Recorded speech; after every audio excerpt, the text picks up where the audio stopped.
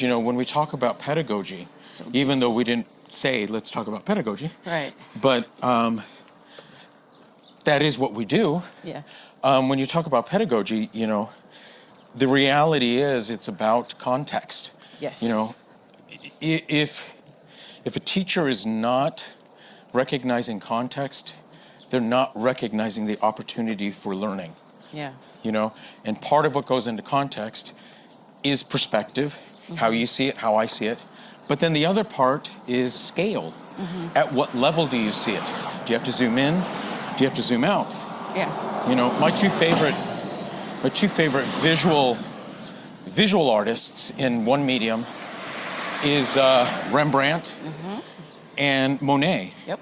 But you can't appreciate them the same way. You have to step very close to appreciate Rembrandt, and you have to step very far away to appreciate Monet. Yeah. So I've always... You appreciate both. Yeah, and I've always jokingly thought if I had my sort of museum gallery, I would purposely make it where people are... You remember Grover from Sesame Street? Near, far, you know, and they'd have to walk real close. The next picture, they'd have to walk real far. Yeah, and they'd have to do that for every yeah. You're a smart ass. Hey, welcome to the Monique on the Mic podcast. I'm your host, Monique B Thomas. This show is your go-to resource for professional and aspiring singers. Every Monday, join me for solo episodes and insightful interviews where I share real artist stories, practical strategies, and mindset shifts. Whether you're just starting out or already on your journey, you'll find the tools you need to transform your vocal path and feel supported. I keep it real, I keep it funny, and it's always useful and up to date. Let's get into it. Well, here we are again in Bari for the day that we're leaving this international singing camp, and we're having our daily walk with Greg Enriquez again. Good morning, Greg. Good morning, good morning, good morning. You know, I was thinking... Uh-oh, we're in trouble. I know, it's a rare occurrence. I was thinking that it wasn't so long ago that I just could not get into... Ooh, what a nice car. Oh, that car is gorgeous. I couldn't get into routines. Oh. You know? So... You know, every morning we've gone for this walk at 6:30 every morning. Yep. And some people who are listening might be thinking, oh my gosh, that's crazy. And this is like, you know, here, I don't know why, but here I wake up at 5. Doesn't matter what time I go to bed. Buongiorno. I wake up at 5, and so it's kind of a no-brainer. I'm just not going to stay in bed. The old me would have sort of just stayed in bed because it's just unthinkable to be out and about and social at this time. But here... we've gotten into a routine of walking. And so, because I like to work out, I like to move my body, and I don't think there's a gym here. I didn't see one, but in any case, I didn't have my gym clothes either because I didn't have my suitcase for 2 days. But, you know, I really just couldn't seem to stick to routines. And I'm finding with age, you know, we do get, hopefully, a little wiser. My routines ensure that I can be my best. You know, it's not just about being strict or mean to yourself. It's about giving yourself, empowering yourself with everything you need to then do what you're capable of doing at your highest level. Right. That's how I look at routines now. And I never looked at it that way before.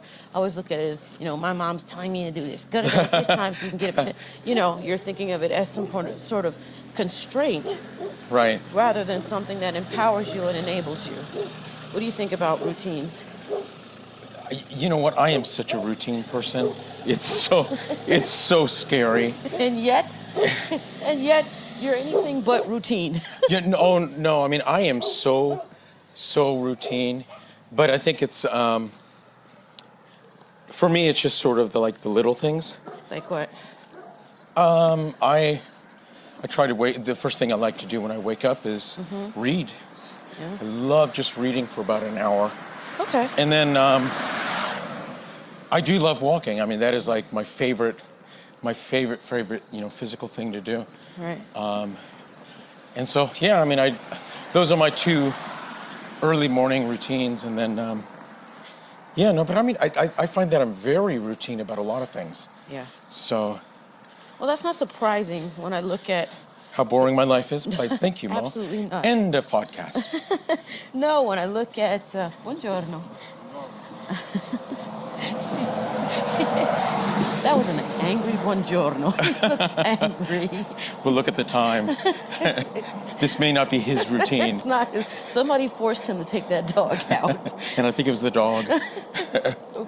Anyway, I don't even know what I was saying.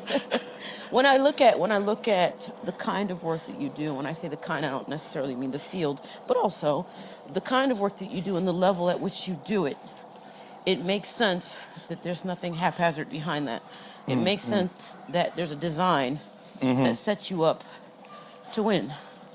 You know, the fact that you read a little bit every day before you start your day, before you give yourself to the world, and you definitely give yourself to the world, you give something to yourself. Yeah, I mean, that is probably the highest level of observing it. Maybe you didn't decide. Maybe you're not thinking, I got to give something to myself until I give something to the world. But that's the end result is that you're feeding yourself. Yeah, for sure. And I think that's really, you know, when we talk about the needs of an artist, I think that's so important. Is to, you know, make sure that you're satisfied. And I don't mean, maybe that's not the right word, because satisfied can only just apply to like, well, I'm just surviving, you know. But I know what you mean. But the notion of being satisfied, how many times have you asked a student what it is they actually want from you, and they're dumbfounded? Yeah. And that confuses me.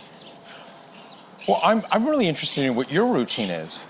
I mean, so day in the life of Mo.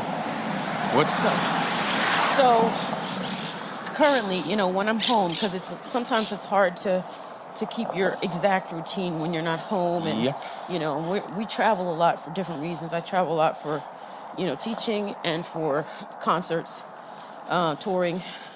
But let's say when I'm home, day in the life, I'm up anywhere between 6 to 7:30. And I like to write in my journal before I talk to anybody. Now, how old is your journal? Journals is. Yeah. I have lots of them. Journal-I? Yeah, I've got Journal-I. Yeah. How many years have you been doing that? All right. I'm sorry. It's been irregular. Okay. Because I've been irregular. Like I said, getting to routines. Wow. They're in a rush. Yeah. Maybe they're rushing to read. It is. Well, it's Monday morning. That's true. So I like to write in my journal for 10 minutes because I'm finding that the brain drain is really helpful. Writing in my journal helps me to do a couple different things. It helps me to voice the things and give space to the things that are just sort of sitting around in my head, either collecting dust or, you know, wreaking havoc. Really, I mean that. Yeah. Wreaking No, I havoc getcha. because I haven't given it space and time.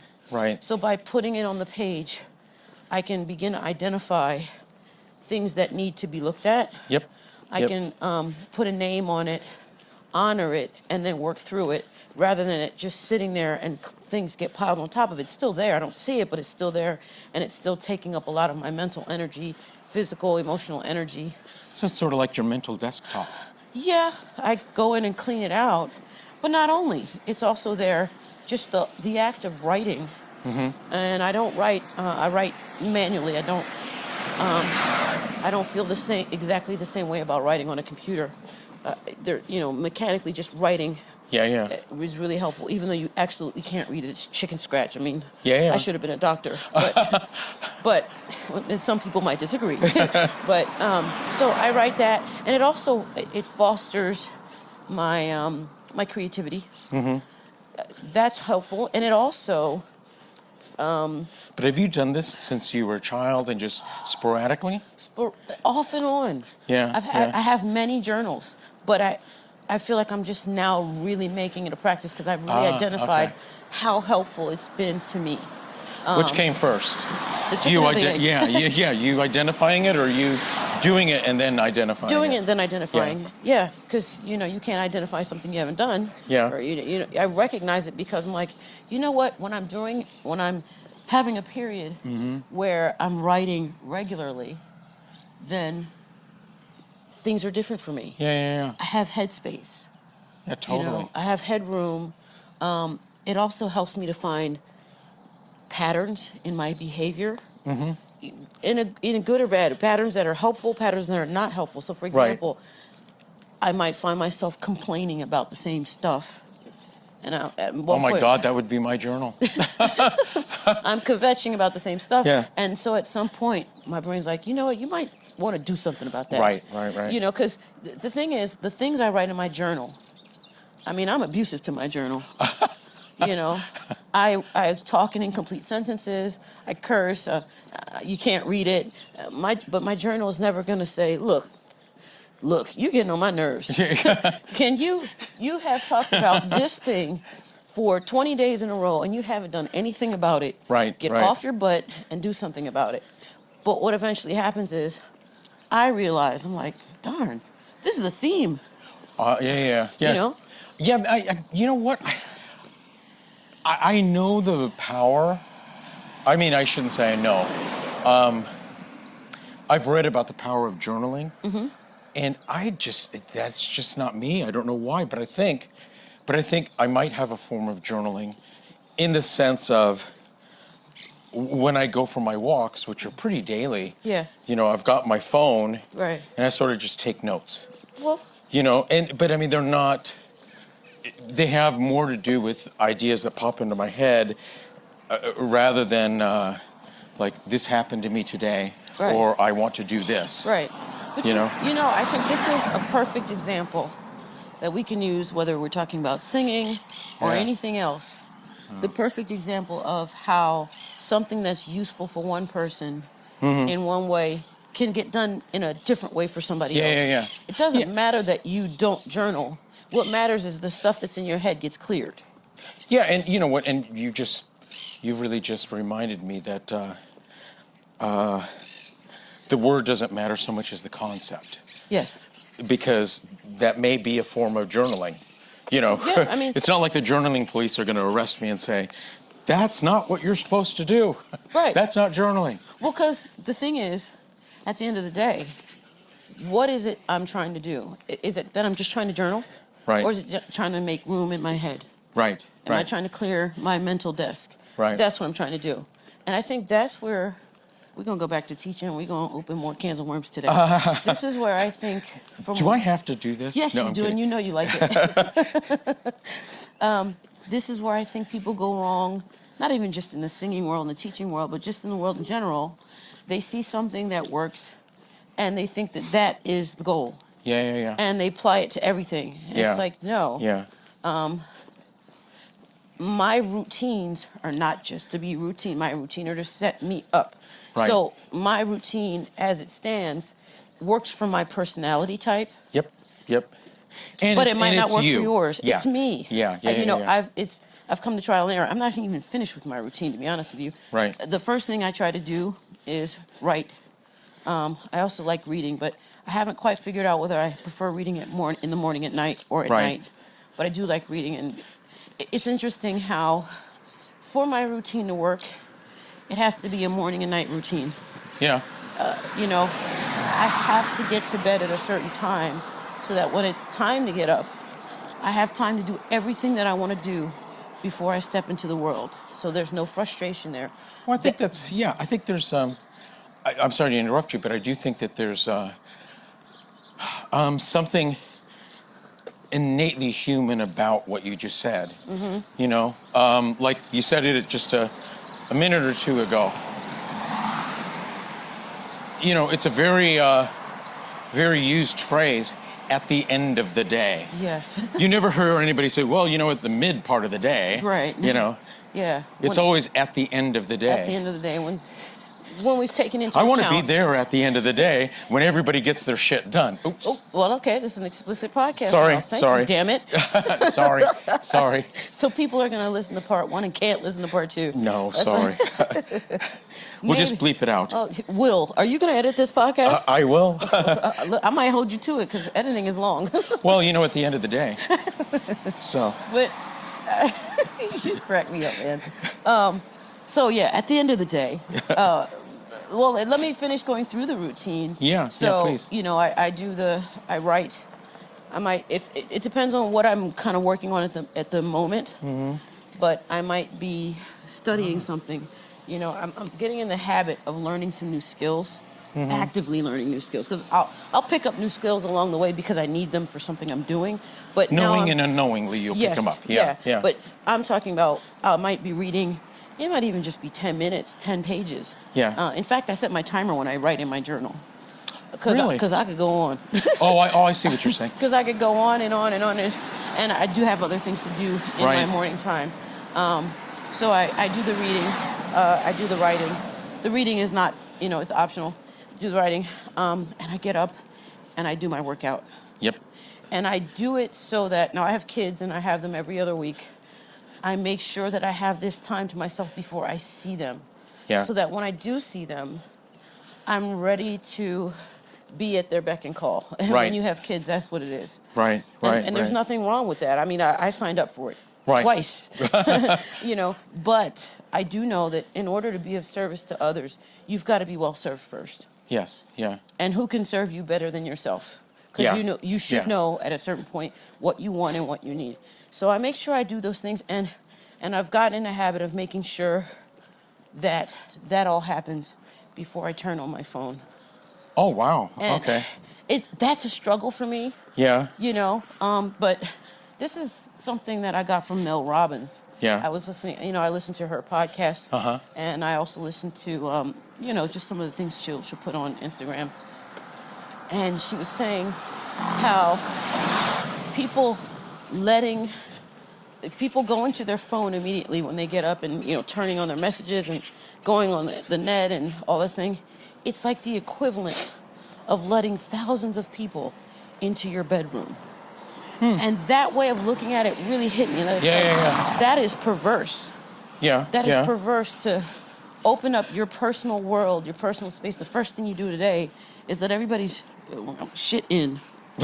Okay, now you're going to have to bleep that one yourself. You started. It's not my fault. Letting everybody's shit in. Now you said it twice. Shit. Oh, jeez. Okay. Before you can settle yourself and prepare yourself to do what you have to do. It's like everybody's stuff becomes more important than what you have to do. How can you show up in the world in a good way on a daily basis when you put everybody else first? Yeah. See, I guess I have a different take on that. Okay. In my mind, whether or not I go to my phone or not doesn't change the fact that no one's actually in my bedroom. No one's actually, entering my space. Right. Very few people have my cell phone number. Yeah. Very few people, do I actually interact? It's really just my friends that I interact with on my phone. Right. And I'm really not a big social media person.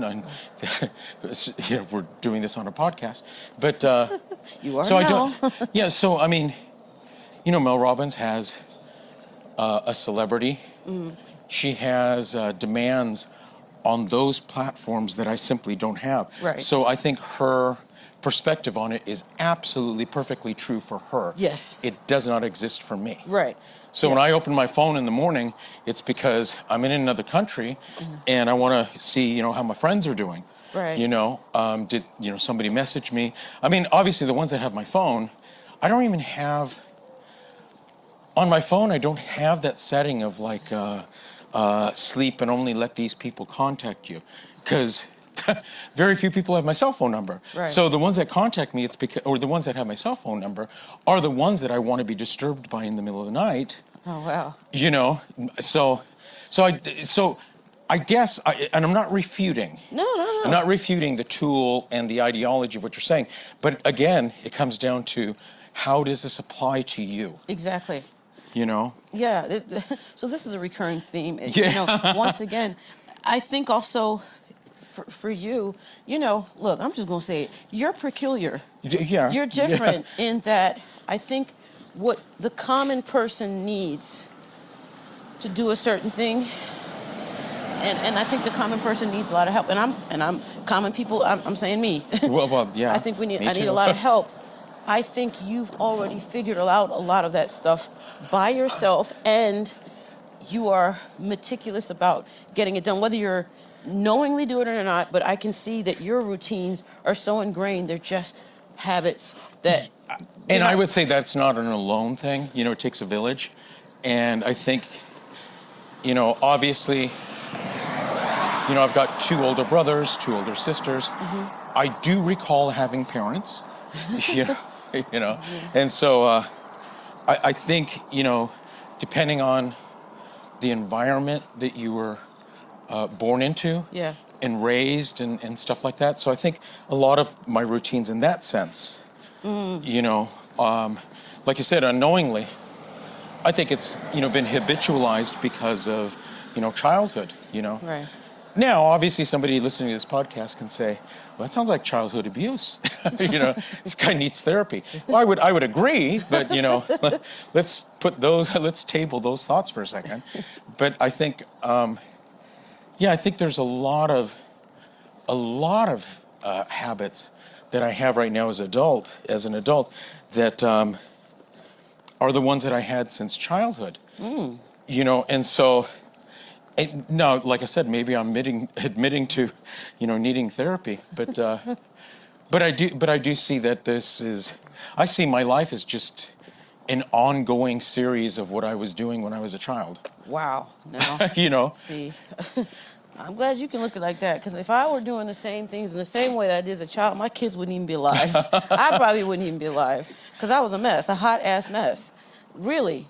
But now if I think about it, and since we're doing walking, talking therapy, if I think about my childhood through no fault of my own, even though I had both parents in the home, through some circumstances, a lot of my childhood was spent alone and unstructured.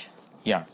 And so I've been having to structure and, you know, go back and learn things. This is kind of embarrassing, but learn things that other people learned as children that I never learned.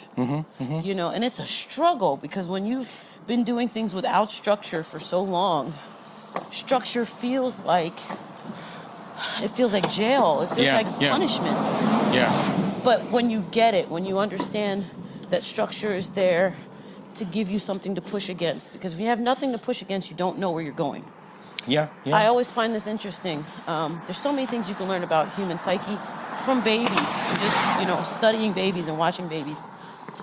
Babies, if you put a baby at the bottom of the crib, by the end of the night, they're at the top of the crib, their head is touching the top of the crib. Yeah. Because they're used to that boundary in the womb. So they're looking for something to touch against. It lets them know where they are. Maybe lets them know they're alive, that boundary is important, you know? And I think we tend to think of boundaries as something negative, and it isn't something negative. It's something to work with.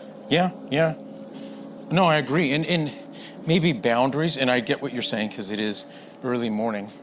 So boundaries may not be the first, you know, I mean, it is the first word, but it may not be the most appropriate word. Right, this is true. But yeah, there's that sense of, you know, I can feel where the end of something is and the beginning of something is. And then I can make a choice. Yeah, totally. About whether I want to go in that direction or not. And obviously, you know, everything that we're dealing with is about choices. Oh gosh, the choices. Yeah. Yeah, and it's like, you know, again, you know, we're not trying to wax philosophical. We're just walking, you know, but you know, you may be onto something, is that, you know, depending on, you know, how people are interpreting their environment, they may see choices as being, oh, this is just the end of something, but not the beginning of something. Yeah. You know. Yeah. Half empty, half full glass. Oh, absolutely. Yeah. What is it? The door to enter the room is also the door that exits. Yeah. Right. Yeah. Well, that's interesting. So if we're talking about choices, we talk about this all the time when it comes to artistry. Yep. About the quality of your choices. You know, I mean, we have choices to make, and it always behooves me. And this goes back to when I said, when, you know, people come to your studio. Do you have to bleep that word? Behoove? Oh, you said No, it again. people are going to have to just look it up. Oh. If they know it. I'm sure they do. Well, it'll behoove them to do it. When people come into your studio and they don't know what they want from you, it's like you made a choice to pay a certain amount of money to come and see me, and you're not even clear about what it is you want from me. Or not trying to be, up against the wall on your choice there. Or they're so used to the, teacher-student authoritarian perspective. Well, you just tell me because you know best. And I'm here and I made the choice of being here and that's really the only choice I should make because you're the one that's in charge. You know what's going on. Well, here's my thing. Uh-oh. I know what I want the end result to be. Yes. What I don't know if I'm coming to you is how I'm going to get there. Yes. So I need your expertise. Yep. To tell me how yes. I'm going to get to where I want to go, and even if where I want to go is the right place to go, because you're the expert. Yes. What always gets me is when people say, I want to go here, and I want to tell you how you're going to tell me how to get there. Yeah. It ties your hands. It's like... Totally. I had a student tell me how she wanted practice to go. Right. And I don't mean, the end result of the practice. Like, they weren't quite... I used to do half-hour lessons. Yeah. And I stopped doing that in the last year for a lot of different reasons. And I'll be frank about one of the reasons. One of the reasons is there's a type of student, I feel, that habitually wants an hour lesson versus the type of student that habitually wants a half-hour lesson. Right. The types of students I prefer to work with want hourly lessons because they're more clear about what they want from me. Mm-hmm. And so it helps me structure my work with them better because they are clearer. Right. And anyway, so the person said, I like the half-hour lessons because, the time I have, I can just, that's beautiful. We're looking at the sea right now. We're looking at the Adriatic Sea. The half-hour lesson, I can just put, I record the lesson, I can just put it on, and then I'll practice that, and then I'm done. I said, okay, that's great. But in that half-hour lesson, I'm almost only getting to vocalises and technique. Yeah. But we've done that for so long, you need to be singing. And if I'm not getting that into your rehearsal, into your lesson, that means you're never going to be applying to songs. She's like, but that suits me. I was like, but no. Yeah, it makes you feel good because you've gotten so good at the vocalises. You're so good at them now. They make sense to you. They flow easily. It's almost a no-brainer. But I said the thing you need to work on if you want to keep getting better is actually singing songs. So I'm not saying don't do your half an hour, but I am saying that half an hour is going to have to be split with more songs, but I need that hour lesson to be able to put it in there. But that's an interesting, everything that you just said, if we just sort of, tear it apart, so to speak. Tear it apart, go ahead. It's very interesting because to get better is the issue. Because to get better, the student probably thinks, this is good enough for me. This is better for me. And for you, you're like, no, better is moving this into a song, possibly moving it into, a venue outside of your bathroom. Right. But the students get better. It's different than mine. Yeah. Yeah. And it may be that, it's so satisfying to them to do just that. Yeah. There's that word again. Did you not use that earlier? Satisfying? Yeah. I've got food on my mind. It's appetizing. Well, yeah, but I think that's interesting because, obviously this person wanted to get better when they came to the studio. Yeah. And now that and in the beginning, I don't think this person was really practicing, to be fair. Mm-hmm. But once they found, hey, you know what, if I just throw in this recording and practice with it, it's kind of easy. It's really helpful. That feels good because now I feel like I don't know if this is conscious. It probably isn't. I feel like I'm winning because I've got this routine. Here we go with the routines again. I've got this routine. It's on there. All I have to do is follow along, repeat, and that's good. And so it's no longer, how you say, there's no longer friction getting her to practice. Right. But now, if you want to keep better, there's going to be friction because you've got to practice the things you're not good at. But again, it's the definition of better. Right. They may be like, no, you have absolutely satisfied everything that I want to do. Right. You know? And then it's just, I think of it like reading stories to small children. Okay. You know, they've found that if you keep reading the same story to the small child, it's actually better.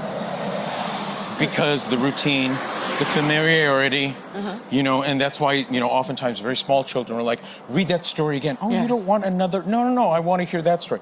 And those children, when the parents do that, those are the children that grow up to be readers.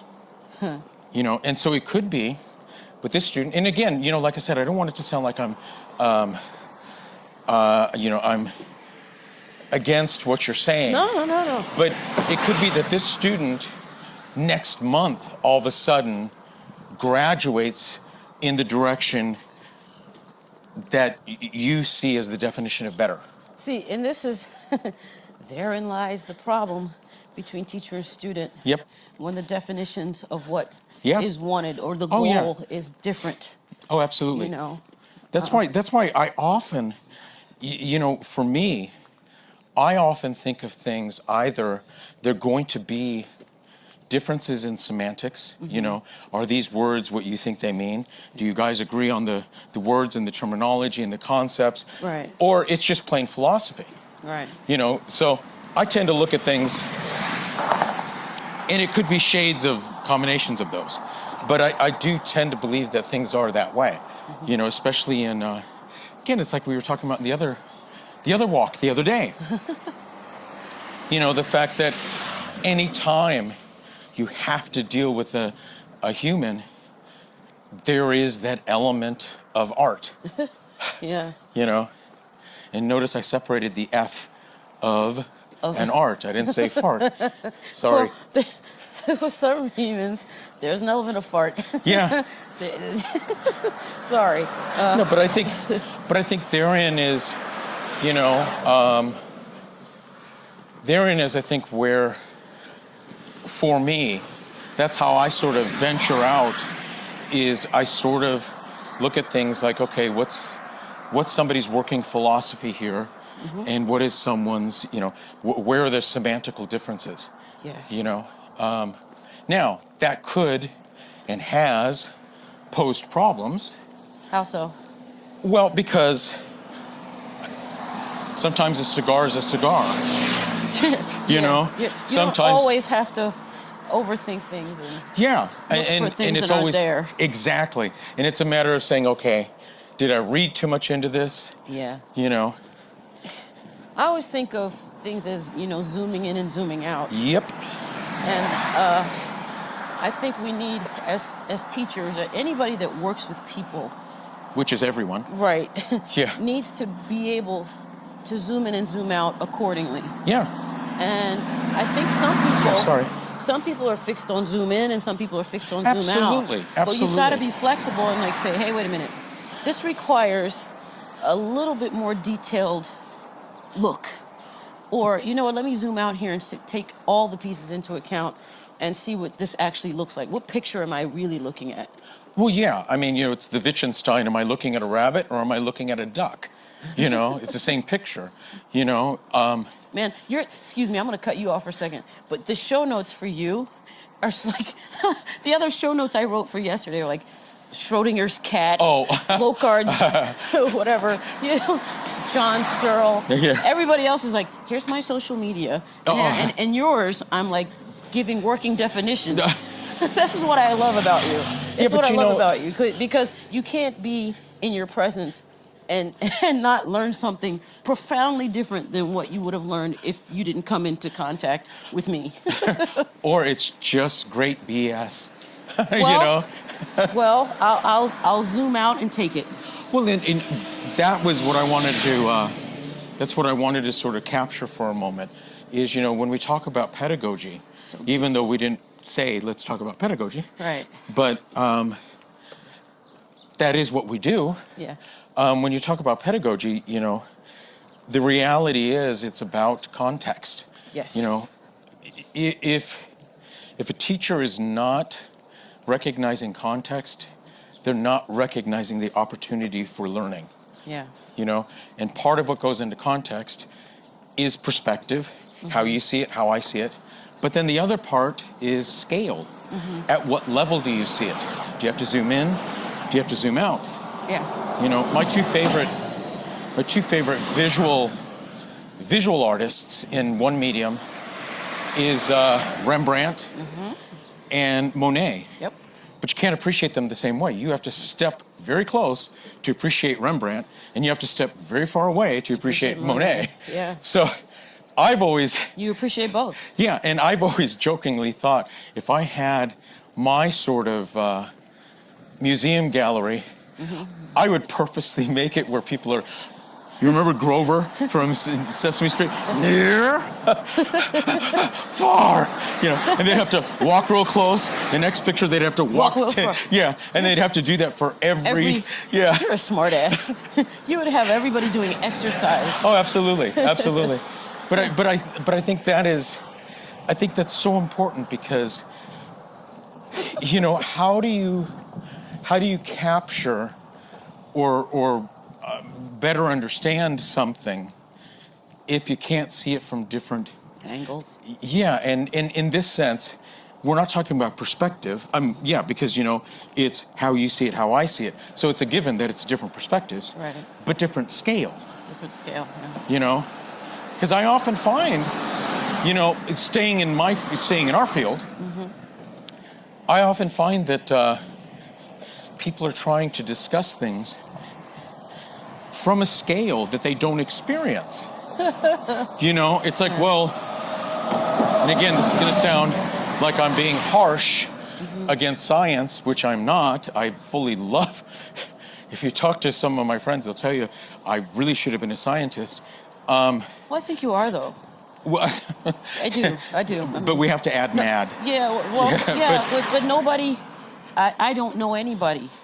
There's maybe only one other person that you know, and this person you know very, very well, that looks at things so analytically the way you do, and yet can zoom in and zoom out effortlessly, understanding that it's so necessary to get the full scope of something. Yeah, and I think that's the key. I think it is, purposefully.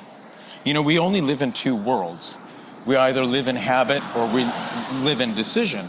And I think, if as teachers we decide to purposely zoom in and zoom out, and then it becomes habit, I think it just becomes very easy to see what's going on, but if I were to go back just for a moment and talk about scale as it relates to how we're dealing with it, so often people will talk about, well, science says this is taking place. And it's like, yeah, but that's outside of your current senses that you're experiencing here in the studio. You're going to have to use your senses at your scale to understand this phenomenon that we call singing. Right. You don't have the luxury of hooking your voice up to, all of these things right now and then doing analyzation. You can do it sort of in real time. They do have some of the technology, but it's the fact that ultimately all of that has to transfer into your feel. Actual singing. Yeah, well, yeah. Yes. No. You're correct. But just at the lowest scale, it's something that you're going to have to process from your senses. And I find this is why I say philosophically, it's sort of a categorical error that people make when they think, or when they mistake. Let me just say that when they mistake what they're reading and the scale that scientists are using to measure these outputs, and they try and pair it up exactly to the scale at which they live their life singing. Right. And it's like, they aren't the same. They're not the same, and one's got to be careful that that they don't ultimately try and get their senses involved. You can't, I mean, yes, you can intellectualize and mentally analyze all of these things, but at some point, you are going to have to use your senses, rightly or wrongly, you're going to have to use your senses to do this thing. See, for me, when I see people that function that way, because like I said, I'm not anti-science. I really am not. It's just that my brain works in such a way that I'm more sensual. Well, right? yeah, because you live in your body. Yeah, and so everything is, okay, great. I know I'm able to say I feel this way, and then I might be interested in what science has to say about that, but that's secondary for me. Yep. So I always find it peculiar when somebody else changes the order of that. Yeah. Buongiorno. Buongiorno. Oh, hello.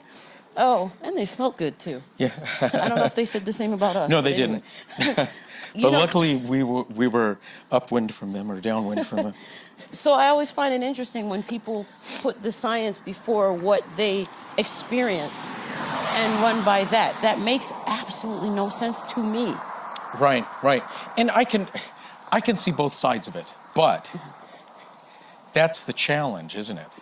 Yeah. When you're working as a teacher, you have to recognize the context. Well, if you got a student that processes information that way, then you say, okay, contextually, they're behaving from this scale. Yeah. And then you're up against the wall because you go, okay, at some point, you're going to have to behave from the scale. Yeah, from the scale that you actually live in. Right. Yeah. And again, we come dangerously close in our conversations to sound like that we are anti. No, and that's just not it. No, it's not. Definitely not. I think things have a place. Oh, totally. Things totally. have a place. Yeah, I mean, if that were the case, then it'd be like, screw it, I'll just smoke 6 packs of cigarettes first thing in the morning. I won't even read. It's like, screw science. I don't care what it says about cigarettes. Right. Right. No, oh man. But staying not trying to direct the conversation, but sort of finishing up that idea as best we can. It is about context. Yeah. There are those students that are like, my comfort zone for for learning is I need to stay in this realm of intellectualizing a little bit longer than you do. Mm-hmm. It's like, okay. Yeah. Okay. I can accept that. Yeah, totally. And Totally. I have to a certain degree. Yeah. Because there is a point at which, your you comfort... At some point, the Wright brothers had to fly. At some point, you got to say, look, is this sucker going to actually fly, or are we just mentally building the best airplane that we'll never know will fly? Yeah. It's kind of like when I think of our relationship as mentor-mentee. Can we say that like that? I don't even, to be honest with you, I always have a slight agitation when people say that. Okay. Because I agitated you at 7:15 in the morning. Sorry. Oh, you did it long before. Several years ago. No, because to me, mentor-mentee, that perspective, again, the context of it for me, sure, connotates business. Okay, yeah, no. And I see this as, I really do see it as peer-to-peer.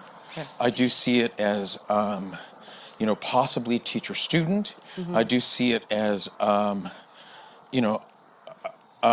apprentice. Okay. You know what I mean? But again, that's just my personal allergy.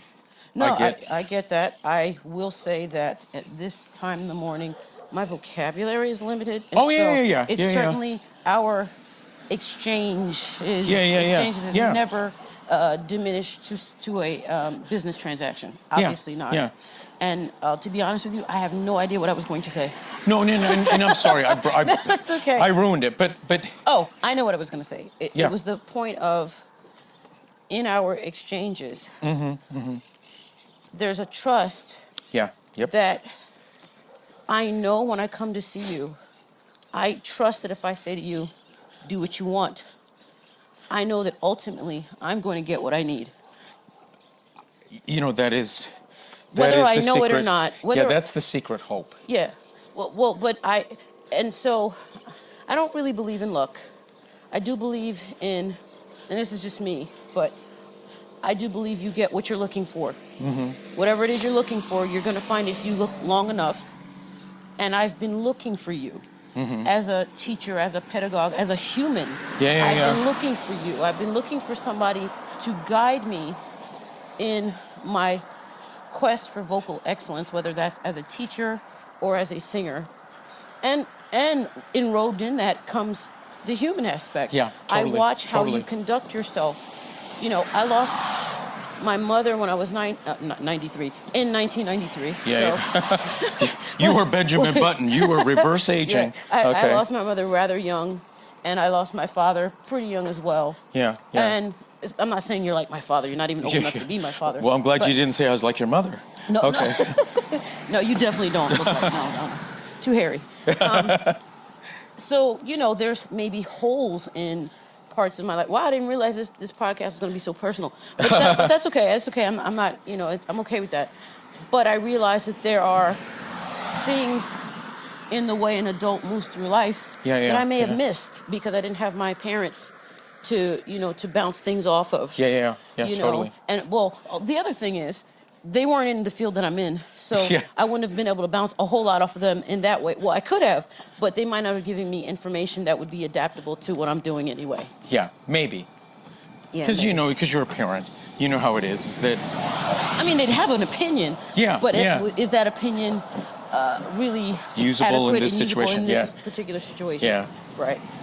Well, it's a very interesting thing being in this field. I've made some really good friends. And at the same time, I've lost some really good friends. And, you know, that may sound, you know, again, sort of contradictory, but I think that's just how life goes. Sure. But in the big scheme of things... At the end of the day... Well, see, I wanted to avoid saying... I know. Okay, but around 4 o'clock in the day, you know... I'm getting old, so I'm going to say around early bird dinner. Oh, my God. I look at my friendships, and I have something that most people don't have. I have the same friends. One of my closest friends I've known since kindergarten. I've had friends, still friends with elementary school people, you know, and every year after that. So when I think about the losses of my business friends, the one thing that I see that happens to be a possible, I don't want to sound indicting, but a possible common thread is the unknowing transactional nature of that relationship. Gotcha. And to me, that's never been how I've functioned in my life. And so that's part of my allergy about mentor. Gotcha. I don't see this as a business transactional thing. Yeah. Anything that I'm doing. Yeah. Now, does that mean I approach everything to do with what I'm doing as non-business? Of course not. I got bills. But it is to say that it is not really, you know, when you think about the hierarchy and you list things, it's really not the number one thing on my list. Right. It truly isn't. The number one thing on my list is the art. Right. You know, I think about so many people that I know. You know, if you go to an insurance seminar or convention, and you just hang out there all the time and you keep going to insurance seminars and stuff, you're going to be friends with insurance people. Sure. That's just the way it goes. Yeah. And the more I hang out with artists, the more I really pull for their cause. Yeah. You know, and so that's really what's more on the top of my list is, you know, it breaks my heart when I run into somebody that it's like, because something technical is not working, they artistically feel sort of like their soul has been amputated. Yeah. You know, and it's like, That just bums me. Yeah. Yeah. You know? And at this stage, I'm hanging out with more artists than insurance people. Nothing against insurance people. Sure. But it just happens to be what it is. And so, yeah, my empathies, my sympathies, and everything goes towards the artist right now. So, moving along with this discussion, can we find a different term for mentorship that suits you, that satisfies you? I don't know that I could. Well, honestly. Okay, I've tried. Then for the scope of our discussion, I'll We'll just just use say, it. yeah, of course. But we know we don't mean something that's transactional and of course. we're counting. That it doesn't fall in beans the business only. Right. Yeah, okay. yeah, totally. Then my question is. See, that's semantics, Right. which I'm willing. I get it. Yeah. You know, Yeah. so. But the people who get into semantics I feel like they're wanting to make it like it really is a difference, and it's. Yeah, yeah. This is going to change the conversation. Yeah, totally. How important has having a mentor in your career been to you, to the person who you are today? Everything. Absolutely everything. When I think about the majority of my teachers in my life, I've had more great teachers than I've had bad teachers. Do you know how lucky you are? Yes, I do. And I'm not really not. No, being no, no, smartass, no. But yeah, no, I do. Because for me, it was the opposite. No, I totally. And I'm a serial positive person. No, I know, I know. And I don't know how that happened, and again, it's context. It could be, again, perspective, because, like I said, I've got friends that I've had since childhood that some of the teachers that I describe or that we had, they didn't care for them as much as I did. Mm-hmm. So, yeah, it's, again, maybe as a child or even as an adult, my expectations are really low. So it's like, well, you satisfied that? You're a great teacher, Oh, man. But in that sense, if I were to, chase that idea for a second, I never really invest everything into one teacher. I look at the specific expertise that they offer and stay with that. I don't try and imbue the fact that they may think, because when somebody's an expert in one area, or let me not say expert, but when somebody's really good in one area, they often assume they're great in every area. And that is so not true. Yeah, absolutely, and I've recognized And there's nothing that. wrong with that. Yeah, no, but I've recognized that since childhood. So I can look at all the teachers and say, this one was offering me this and only this. Everything else I don't need to take. Right. I wish I could be that way with dinner. And say, okay, I'm not going to eat everything that you serve me. But in terms of recognizing the place of, again, mentor in my life, only in so much as what was really needed on my side from them. Gotcha. Wow, that's an incredible amount of discernment. Because I think students also, there's, whether the person is trying to or not, there's a level of seduction that happens between a student and a teacher. And I hope people are listening closely, because this doesn't mean anything sexual or anything illegal or inappropriate is happening. But we become a little seduced when the person in front of us has the answers to most of the questions we're asking. Oh, yeah. And you know what? I think I've never really thought about this. So, this is my kick of the day. So I could be really, really wrong on this. Well, I was expecting that. But, I was raised in a big family. I've got 2 older brothers and 2 older sisters. And you're the baby. Yeah, and both parents were there. And, when you're in a big family, everybody has their role. Yes. And so I think that may have been the guiding factor, because I would talk to one brother about one thing, but not the other. Right, okay. Or so on and so forth for all the relationships that occupied that house. And I think that's where I learned because I agree there's some form of discernment there, but I think it's habitual because of, I wouldn't talk to one sibling about something that they're not particularly, good at versus the other sibling. Right. Okay. Wow. So I know that's weird. No, I just thought of that weird. as you brought up the question. I mean, and it's interesting because this theme comes back. I didn't think we were talking about childhood today. Well, yeah. But, there's no couch in sight. None. But so going back to what I was just saying about the seduction of, you become a little enamored with that person that's answering your very burning questions at that time. Absolutely. And the perversion of it is then you often think, well, they've got the answers to these questions. Yes. Maybe they have the answers to the other questions. Yeah. And so then that leads me to this horrible thing that happens between teachers, is thinking that their students belong to them. Oh, totally. And what a disservice that is. And even students, students unwillingly, like, I'm loyal to my teacher to a fault. A fault. Yeah. When you realize that your teacher can teach you these things, but currently you need these other things. Right. You owe it to yourself to go search them out. Yeah, absolutely. You really owe it to yourself. It doesn't make sense to stay where you're not going to grow. Right. And this is what I hate about people being territorial about their students, about where they teach. Because are you just trying to teach your students? Right. Or are you trying to be a part of making art better? Right. On a larger scale. Right.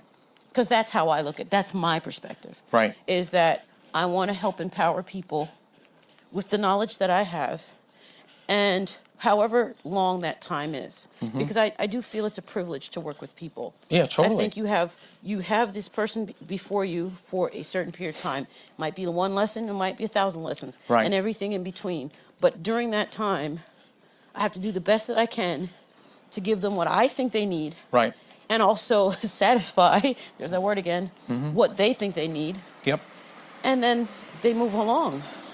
And then you've got some people that kind of stay around because they still want more for you, and that's fine if it's appropriate. Well, yeah, boy, this opens more... More worms? Yeah, no, I mean, yeah, and luckily mine are chocolate-covered worms. Oh, so. I don't care. I'm not eating that. You're gross. But, admittedly so, I really try not to pursue friendships with students.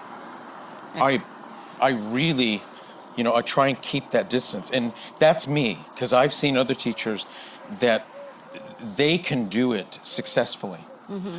But I purposely avoid it because I know I can't do it successfully. And what I mean by successfully I was going to ask. Is the fact that it's still about the teaching. It's still about the learning for that person. And for me, because I've got long-term friends, I see friendship as a different thing. So it's like, if I get to know a student in a friendship way, it's not that I'm not going to tell them the truth. Of course I'll tell them the truth. Sure. But it just, to me, it compromises my job a little. It may not compromise their job, but it compromises mine, because now it's like, let me fit you in this day or not fit you in, and it's like, oh, now I'm worried. Are they feeling like I slighted them? Right. Oh, gotcha, yeah. But I try and keep those two areas very, very separate, and like I said, that's me. I don't look at anybody else and, really judge it. I look at it and say, I recognize that's what they're doing, and I recognize that's not what I do. Right. So. So, does that mean I slip through the cracks? Because I can, again, this is not transactional. You're a friend to me. Yeah, no, I agree. I don't just talk to you about. No, you're somebody I talk to every day almost. We talk. I talk to you more than I talk to my boyfriend, to be honest with you. Yeah, because, there's just. What's a different relationship? There's different needs. There's different. Yeah, totally. I mean, you're a sounding board. you help me clarify thoughts. And I've got lots of them. It might not appear that way. No, that's not true. But I have so many thoughts, many of which get into my journal. Mm-hmm. Some they don't, but when they come up, I'm like, let me talk to Greg about this. Let me bounce this off of him, You're almost a journal for me in certain ways. Yeah, but you know what, though? That is a role that I'm going to take it away from you for a second. Okay. That is a role that I do cherish and respect and value when it comes to different teachers. Uh-huh. I've often, like I said, just remove you from the conversation for a second. Sure. I've often exercised that with other teachers. And it's like, you know what? I'm here to help you as a teacher, whatever whatever ideas you got. And I can do it without an agenda. Right. Because number one, it's not business for me. Right. So if somebody's got ideas and they want to do a consultation or anything, it is so easy for me, to brainstorm, and it's like, no, that's your idea, that's not mine. Right, right. I can help you flesh it out tenfold for your gain and for whatever you're going to do. Mm-hmm. It's not anything that's going to sleep on my pillow. Right. At the end of the day, But you're horrible. But I find that when people think of things transactionally, mm-hmm. they don't think that can exist. Yeah. And it's like, no, it can exist very easily for me. Yeah. I can consult, I can do these things, and it has nothing to do with what I'm going to do. Right. Your ideas are your ideas, and I hope you flesh them out. And, because, if that was the case, then let's take you, for instance. That's why I wanted to remove you from the conversation. Yeah, now you're putting me back? Yeah. Okay. To make the point. Yeah.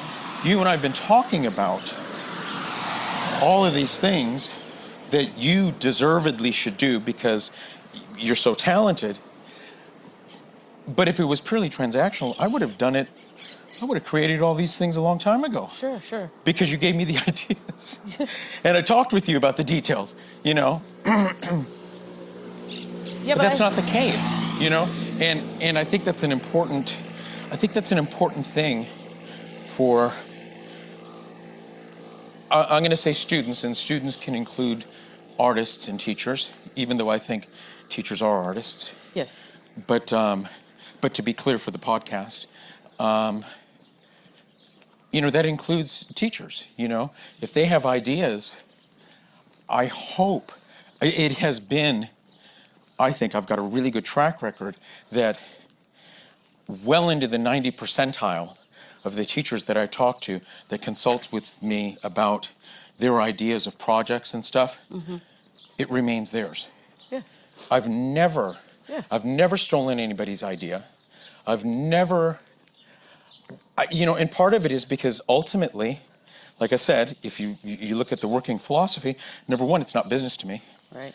And number two, I consider myself an artist. And part of being an artist is being creative.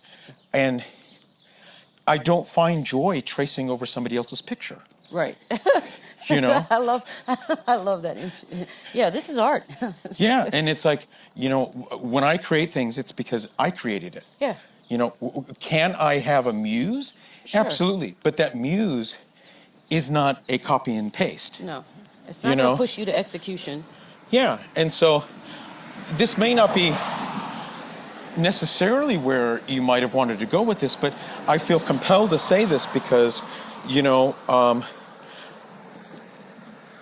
I've had that in my life with many, many teachers. Mm-hmm. Whether it was acting or singing, I've had many teachers.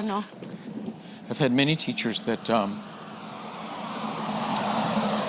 they fulfilled that role without it being a business transaction. Mm-hmm. And so I took the cue and in my own little world, carried that torch. Yeah. I love that. I love that because I think for me, the only way you can give back to the person that's given so much to you is to pay it forward. Yes. Yeah, totally. Because the person that gave so much to you and was so instrumental it wasn't transactional. They weren't looking for you to give anything back. Yeah. You know? So the only thing you can do, I feel, that's really appropriate and really helpful is to pay it forward. To pay it forward to the next person that's looking for what you actually have to offer, and you can offer to it freely without expecting anything in return, and it's going to make you feel good to do it, and it's going to really help that other person. It's a win-win. Well, there's a lot of cultural philosophies that believe, you can judge a parent by their grandchild. Oh, wow. And I believe that, and I'm hoping, not that I would want to be dismissive to my parents, but I would hope that, if one were to look at everything that I'm doing in the past, in the current, and hopefully in the future, my grandparents would be proud of how my parents raised me. Because they would say, yeah, he did it. Oh, there he goes again. Hello, you. Hopefully they would recognize, well, you better recognize. No, hopefully they would recognize that, sorry. So many conversations in your head, and some get out. Yeah. Oh my gosh, the troubles we'd have. But, hopefully they'll recognize that it's like, what? He did it for the right reasons. Not to say that money is not the right reason, or business is not the right reason. But if that's how you go about doing it, then do it.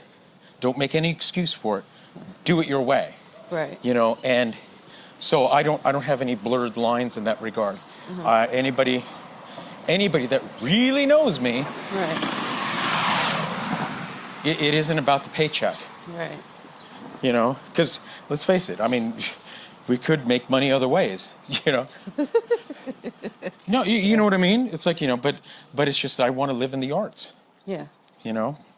Yeah. And I really do empathize with artists. I really do. And it's like, I find that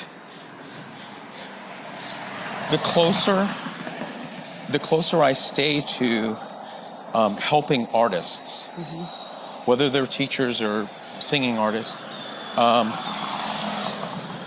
not going to say satisfied, the more fulfilled I am. That's a good word. That's a great word. And and people can always tell. People can always tell when they're working with somebody who's clock watching. Yep. They can tell when they're working with someone who doesn't like what they're doing at that moment. Absolutely. And we all have that. We've all had moments where we don't like what we're doing. We've all had that. Sure. I've been so lucky that that's never happened to me when I was working with someone. Right. It's always been, luckily, and this could be the schizophrenia of growing up in my household, that I can compartmentalize.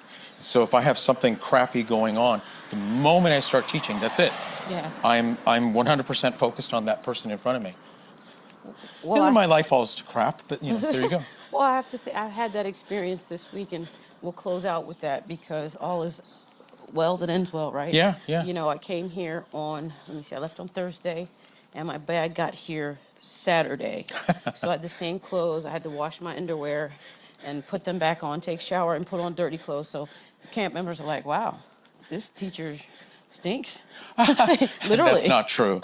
But, in the beginning, that makes for a grumpy day. Oh, totally. It makes for a grumpy day, but as soon as I got to the students and I knew what my job was, and it's more than a job. I understand. You cannot be a teacher of any sort and do it for money and last very long. Right. Because there are things that you will do, that you must do, that you could never be paid for. Right. Endless research, because you love this research. Right. Because you want to help the person that's in front of you. And, knowing that you can't necessarily, I know I don't have the answers to every person that comes before me, but I want to at least be able to say, I don't have that answer, but this person probably does. Right. And I think, I know they were going to be rapping soon, and I don't mean like, hip-hop. Yeah. Hibbity, not hip-hop. KRS-One rapping. But the fact is that curiosity drives passion. Yes. Curiosity drives so much. And if you're not curious, then the research that one would be doing for their work is really just work. It really just worked. And it's going to be, you're going to feel like, oh, I got to stop here. Whereas your curiosity, if I don't know how to say it, is just boundless. Yeah, you know, totally. Like, it's like, you know, you pull on something and then it loosens something else and you pull on that and you just keep pulling and pulling and pulling. I'm thinking of a sweater, you know. Yeah, totally.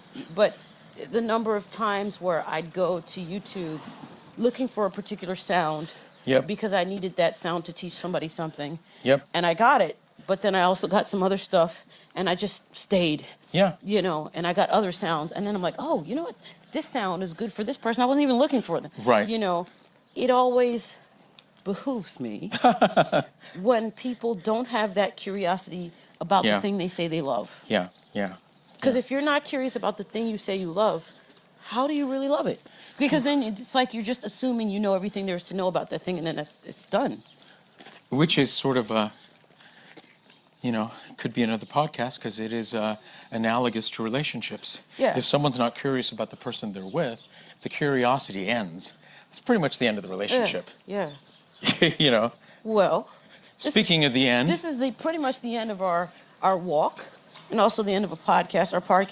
My podcast with you are a bit longer than... Sorry. No, well, no. It's the walk. No, because here, the thing is, our conversations are always qualitative. Yeah. And I noticed when we get to a point in our conversation where we felt like we've said everything we needed to say for that time period, then we end the conversation. And it ends. Doesn't mean I won't talk to you later in the same day. I've talked to you sometimes 3 times in the same day. Oh, totally. And it wasn't redundant. I always got something new from it. It was always worth my while. Mine too. So we'll have to do this again. Yeah. Because I really enjoyed this. Me too. And I got steps in. Yeah, I got all my steps in. While we were walking, my phone told me that I got all my steps in for the day. Oh, my goodness. So now I'm going to go lay down and be an amoeba. See, I'm just going to lay down and have somebody feed me. So. Well, thank you, Greg. Thank you. Talk to you soon. Bye. If you've enjoyed this episode, please don't forget to subscribe and leave a review wherever you listen to podcasts. If you're really liking what I'm pouring down, you'll love my Mike Masters newsletter. For more information on how to work with me and to sign up for the newsletter, visit www.moniquebthomas.com. That's www.moniquebthomas.com. Musically, Monique.